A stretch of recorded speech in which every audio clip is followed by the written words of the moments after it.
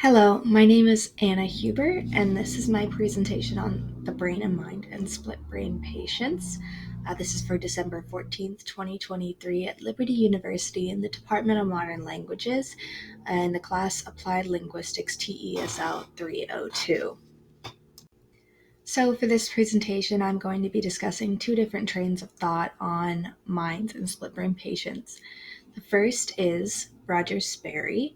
Roger Sperry came to the conclusion that they're the two separate halves of the brain, the two different hemispheres, have different specialized functions and can still function separately. So there are two separate consciousnesses. They're disconnected, but they still function. Um, Even without being interconnected, the right can still control the left side of the body, the left can still control the right side of the body, and so on and so forth. And in his findings, mind and consciousness are the same thing. So the second line of thought is from John Eccles, and I think that's how you say his name, but when he was studying the two halves of the brain during its split brain patients, he found that in the left side of the brain is where thinking and ideation processes came from, and the right side could not think. John Eccles is also a dualist, so he believes that the two halves are separate but functions as well.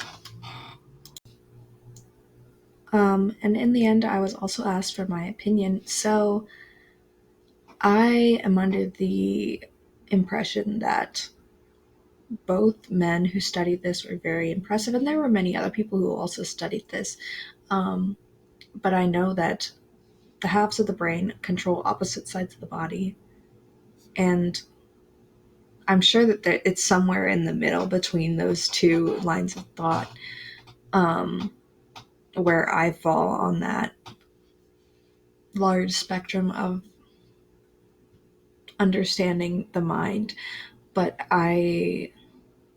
when I studied in psychology class, I was told that mind and consciousness are the same. Now, my psychology teacher also told me that there are many who do not believe that. Um, but I think that it is very possible that it is true, and it could also not be true. There are many things that we just simply do not know. And in the end, the Lord only knows. But hopefully, by studying these things, we can better treat people who are struggling, especially those who have disconnected halves of the brain. And that was it for my presentation. I'd like to thank you so much for watching, and please leave me a kind critique below. Thank you.